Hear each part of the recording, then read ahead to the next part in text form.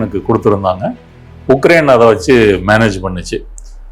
அது ட்ரம்ப் வந்த பிறகு அது குறைஞ்சிருக்கு. ட்ரம்பை பொறுத்த வரைக்கும் இந்த போரை நான் நிறுத்துவேன் அப்படின்னு சொல்லி முயற்சி பண்ணாரு. இப்போ அதுக்கு பதிலாக ரஷ்யாவும் திரும்ப ட்ரோன் வச்சு தாக்கியிருக்கு.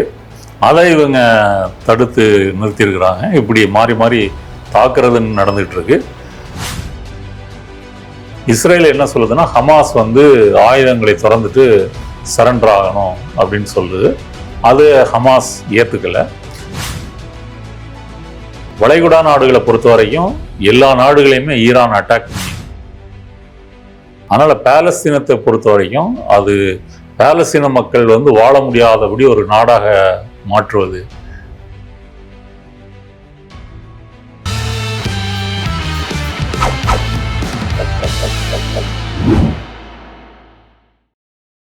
ஜெம் டிவி நேயர்களுக்கு அன்பார்ந்த வணக்கம். நான் உங்கள் தொகுப்பாளர் விஜே டீனா. நம்ம கூட ஜேர்னலிஸ்ட் நாதன் சார் இருக்கார். வணக்கம் சார். வணக்கம் சார். நம்மளும் வாரை பத்தி ஒரு 4-5 மாசமா பேசிட்டு தான் இருக்கோம். பட் ஸ்டில் பாத்தீங்கன்னா உக்ரைன் அண்ட் ரஷ்யாவோட வார் இன்னும் நீடிச்சுட்டே தான் இருக்கு. இந்த நீடிப்புக்கு எங்க தான் சார் எண்டு காடு?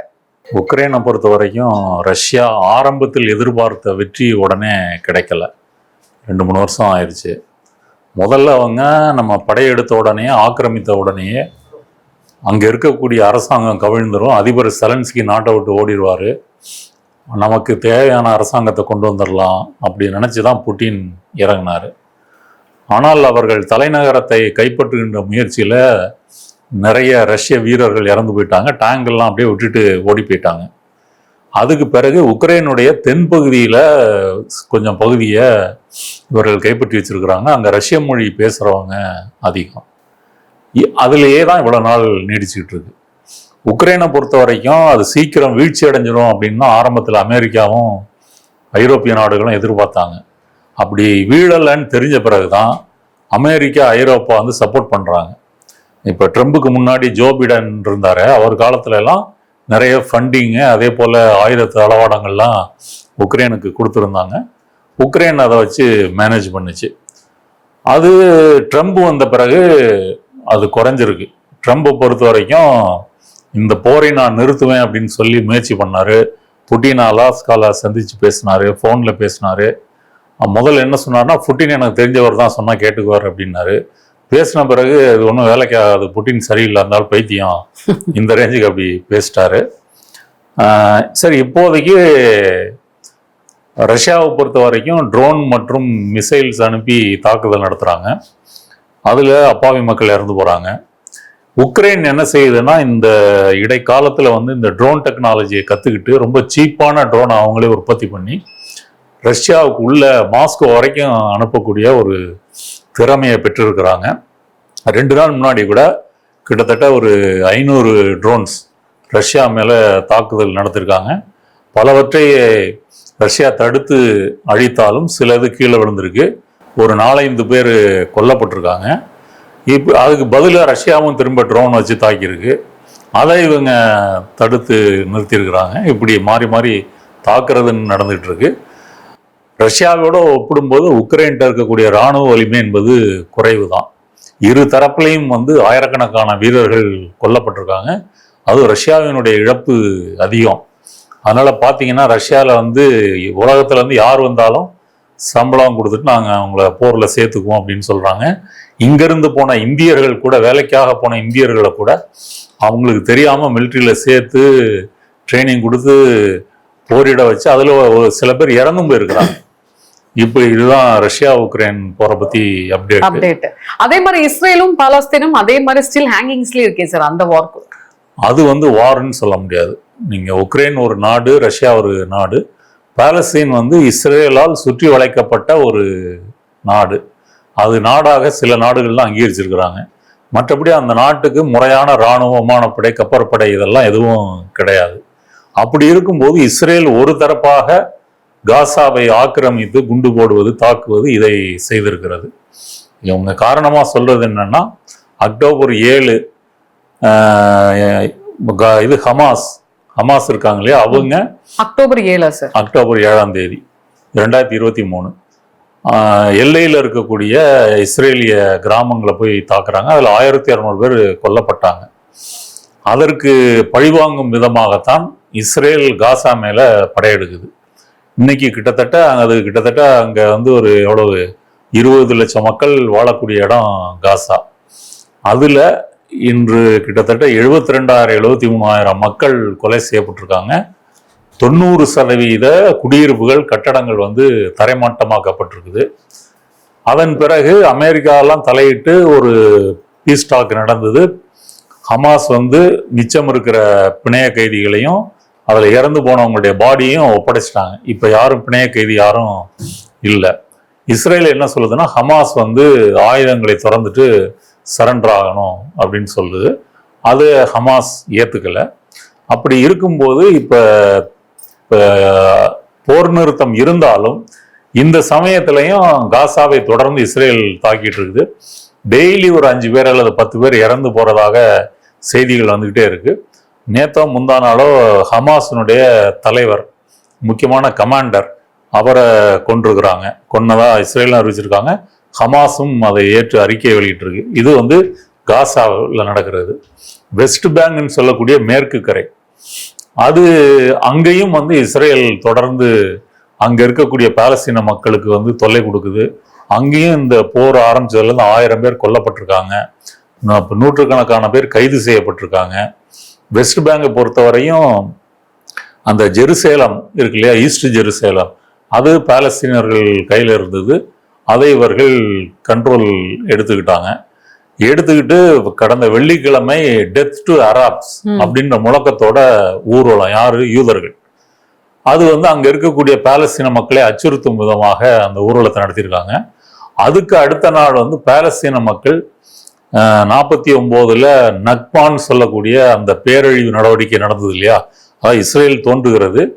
இஸ்ரேல் தோன்றும் போது அங்க இருக்கக்கூடிய பாலஸ்தீன மக்களை அடிச்சு விரட்டுறாங்க.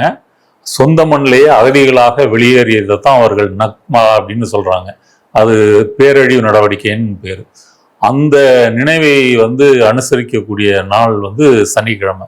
ஆனா முந்தின நாள் யூதர்கள் வந்து வெறித்தனமா அரேபியர்கள் எல்லாம் செத்து போகணும் அப்படின்னு முழக்கம் போட்டுட்டு ஊர்வலம் நடத்துறாங்க. அதனால பாலஸ்தீனத்தை பொறுத்த வரைக்கும் அது பாலஸ்தீன மக்கள் வந்து வாழ முடியாதபடி ஒரு நாடாக மாற்றுவது, மேற்கு கரையில் இருக்கக்கூடிய அவங்க விவசாயம் பண்ணிட்டு இருக்கிறாங்க, ஓரளவு செழிப்பான பகுதி, அதையெல்லாம் அங்கே வந்து யூதர்களை சட்டவிரோதமாக கொண்டு போய் குடியேற வைத்து அவங்களுடைய இடத்தை, நிலங்களை கைப்பற்றுவது, வீடுகளை இடிக்கிறது, இந்த வேலையை செஞ்சுட்டு இருக்காங்க. இப்போ ஜெருசேலத்திலேயே கிங்ஸ் கார்டன் அப்படின்னு சொல்லி அரசன் சாலமனுடைய நினைவாக ஒரு தீம் பார்க் உருவாக்க போறாங்கன்னு சொல்லி, கிங்ஸ் கார்டன், அந்த தீம் பார்க் உருவாக்க போறோம்னு சொல்லி அங்க இருக்கக்கூடிய பாலஸ்தீன மக்கள் வீடெல்லாம் புல்டோசர் வச்சு இடிச்சிருக்காங்க. இடிச்சதுக்கு இவ்வளவு கட்டணம் நீ தான் கொடுக்கணும். இல்ல கொஞ்சம் டூ மச்சா இருக்கே. ஆமா, அவங்க சொந்த வீடு, அதை அவங்க வாழ முடியாதபடி இடிச்சிட்டு நீ இடிச்சதுக்கும் கட்டணம் கொடு அப்படின்னு அங்க இருக்கக்கூடிய நகராட்சி நிர்வாகத்தின் மூலமாக நோட்டீஸ் அனுப்பியிருக்காங்க. இப்படிப்பட்ட அட்டூழியங்கள் மேற்கு கரையிலையும் காசாலையும் நடந்துகிட்டு இருக்குது. அதனால பாலஸ்தீன மக்களை பொறுத்த வரைக்கும் அந்த இடத்தை விட்டு எங்கேயும் அவர்கள் போவதற்கு தயாராக இல்லை. இவ்வளவு உயிரிழப்புகளை நடந்த பிறகும் கூட அவர்கள் தங்கள் மண்ணை வந்து காக்கணும் அப்படின்றதுல உறுதியா இருக்கிறாங்க. எத்தனை பேரை கொன்னாலும் பாலஸ்தீன மக்களினுடைய அந்த சுதந்திர வேட்கையை அவர்கள் அழிக்க முடியாது. இப்ப இஸ்ரேல் வந்து இவ்வளவு படை வலிமையோட இருந்தும் கூட அங்க இருக்கக்கூடிய ஹமாஸை முற்றிலும் அழிக்க முடியலன்றதுக்கு காரணம் பாலஸ்தீன மக்களுடைய அந்த எதிர்ப்புணர்ச்சி தான். அது காலங்காலமாக வருது. ஒரு கால் ஹமாஸை அவர்கள் அழித்து விட்டார்கள் அப்படின்னாலும் கூட இன்னொரு இயக்கம் தோன்றி வரும். அதனால இஸ்ரேலை பொறுத்த வரைக்கும் நமக்கு எதிர்ப்பு அப்படின்ற எங்கேயும் இருக்கக்கூடாது. இப்போ ஏன்னா இன்னைக்கு இந்த காசா மேல இவர்கள் போர் தொடுத்த பிறகு இதற்கு முன்னாடி பாலஸ்தீனை அங்கீகரிக்காத நாடுகள் கூட இன்னைக்கு அங்கீகரிச்சுட்டு அறிக்கை வெளியிட்டு இருக்கிறாங்க. இந்த போக்கும் அதிகரிச்சுட்டே போகுது. அப்போ உலகத்தினுடைய பல நாடுகள் பாலஸ்தீனத்தை அங்கீகரிச்சிருக்காங்கன்ற போது இஸ்ரேல் வந்து அது வந்து அரசியல் ரீதியாக அதுக்கு ஒரு பின்னடைவு. ஆனா அதற்கு முன்னாடி அவங்க இருக்கக்கூடிய பகுதியெல்லாம் கைப்பற்றிட்டா அவங்கள ஒரு சின்ன இடத்துல வந்து மந்தைகள் போல, ஆடு மாடு போல அவர்களை வாழ வச்சிடலாம் அப்படின்ற மாதிரி இஸ்ரேல் நினைக்குது. ஆனா பாலஸ்தீன மக்கள் தொடர்ந்து போராடிட்டு இருக்கிறாங்க. பல உலக நாடுகள்ல இருக்கக்கூடிய மாணவர்கள், பல்கலைக்கழகங்கள், நீங்க வெஸ்ட்லையும் சரி அமெரிக்காலையும் சரி போராட்டங்கள் நடந்திருக்கு. அமெரிக்காவில் போராட்டம் பண்ண மாணவர்களை எல்லாம் நாடு கடத்தணும்னு சொல்லி ட்ரம்ப் சில பேர் அதெல்லாம் அப்படி செஞ்சிருக்காரு.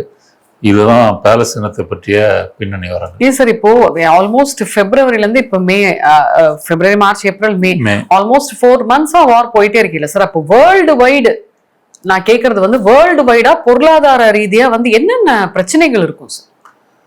உலக அளவுல பொருளாதார ரீதியா பிரச்சனைன்னு பாத்தீங்கன்னா எரிபொருள் விலை உயர்ந்திருக்குது. போருக்கு முன்னாடி $70 இருந்தது, இன்னைக்கு 106, 110 அந்த ரேஞ்சில் இருக்கு. 100லேருந்து 110, 126 வரைக்கும் போயிருக்குது.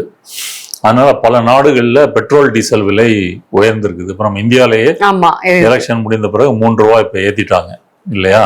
பட் அதுக்கு எதுவும் பிரச்சனை வரும், அதெல்லாம் ஸ்டாப் பண்ணுவாங்கன்றாங்க. எதை அந்த மாதிரி ஏத்துனதை கம்மி பண்ணுவாங்கன்னு சொல்றாங்களே. இல்ல, பண்ண மாட்டாங்க. இல்ல, இன்னும் விலை உயரத்தான் வாய்ப்பு இருக்கே தவிர இதை விட குறையறதுக்கு வாய்ப்பு இல்லை. இது ஒண்ணு. இது எல்லா நாடுகளையும் பாதிச்சிருக்கு. அமெரிக்காலையுமே எரிபொருள் விலை உயர்ந்திருக்கிறது. அடுத்தபடியாக விவசாயிகளுடைய உரம், ஃபெர்டிலைசர், அது நேச்சுரல் கேஸ் வந்தாதான் யூரியாலேருந்து மற்ற உரங்கள்லாம் தயாரிக்க முடியும். ஃபெர்டிலைசர் தட்டுப்பாடு என்பது உலகம் முழுவதும் இன்னைக்கு இருக்கு. ஏற்கனவே இருக்கிற ஸ்டாக்கை வச்சு மேனேஜ் பண்ணிட்டு இருக்காங்க. அது காலியாயிருச்சுன்னா அடுத்து கொடுப்பதற்கு உரங்கள் கிடையாது. அடுத்தது பெட்ரோலியம் பை ப்ராடக்ட்ஸ், அது பிளாஸ்டிக்ல இருந்து பல வகையான பேக்கேஜிங் ஐட்டங்கள்ல இருந்து பல பொருட்கள் தயாரிக்கிறாங்க. அத்தனையும் விலை உயர்ந்து போச்சு. அதற்கும் ரா மெட்டீரியல் தட்டுப்பாடு. அடுத்ததாக கப்பல் போக்குவரத்து கணிசமா முடங்கி இருக்கு. எதனாலன்னா இந்த ஹோர்முஸ் கடல் பகுதி நீரிணை மூடப்பட்டதுனால அங்கிருந்து வரக்கூடிய ஒரு நாளைக்கு வர வேண்டிய 140 கப்பல்கள் வர முடியாம இருக்கு. பல நாடுகளுக்கு எண்ணெயோ எரிவாயோ எடுத்துட்டு போக முடியல. அடுத்தது மற்ற நாடுகள்ல இருந்து, ரஷ்யா போன்ற நாடுகள்ல இருந்து ஆயில் வாங்குறீங்கன்னா இதை விட அதிகமாக செலவழிச்சிட்டு தான் நீங்கள் அந்த ஆயிலை கொண்டு வர முடியும். அந்த வகையில் செலவு அதிகமாக இருக்குது. இப்போ எரிபொருள் விலை எல்லா நாட்டிலையும் உயர்ந்ததுனால பணவீக்கம் அதிகரிச்சிருக்கு, விலைவாசி உயர்வும் அதிகரிச்சிருக்கு. இப்போ $3 டீசல் அதிகரிக்குது நம்ம ஊரில் அப்படின்னு சொன்னால், ஊட்டிலேயோ கோயம்புத்தூர்லேயோ அல்லது மகாராஷ்டிரா, பெங்களூர் இங்கேருந்து வரக்கூடிய காய்கள், வெங்காயம் கொண்டு வரக்கூடிய லாரிகள் தங்களுடைய வாடகையை உயர்த்துவாங்க. அதுக்கு தகுந்த மாதிரி காய்களுடைய விலையும் உயரும். அப்போ அத்தியாவசிய பொருட்களுடைய விலையும் உயரும். எல்லாமே நமக்கு எரிபொருள் போக்குவரத்து மூலமாக தான் நமக்கு வந்து சேருகிறது. அரிசியோ, காய்கறியோ, பருப்போ, எண்ணெயோ, இந்த விலை உயரும். உலகம் முழுக்க வந்து அப்போ மக்களுடைய வாழ்க்கை பிரச்சனை என்பது அதிகமாகும். சில நாடுகள் இருக்கு, பாகிஸ்தான் போன்ற நாடுகள், பாகிஸ்தான், பங்களாதேஷ், நேபாள் அப்படின்லாம் இன்னும் ரொம்ப நெருக்கடியான நிலைமையில இருக்கிறாங்க. பல நாடுகள் வீட்டில இருந்தே வேலை செய்யறது, அதை அப்படி செய்ய சொல்லி உத்தரவு போட்டிருக்காங்க. இப்போ மோடி அதெல்லாம் சொல்லியிருக்காருல்ல, ஆன்லைன்ல கிளாஸ் நடத்துங்க, ஒர்க்கிங் ஃப்ரம் ஹோமை மீண்டும் கொண்டு வாங்க.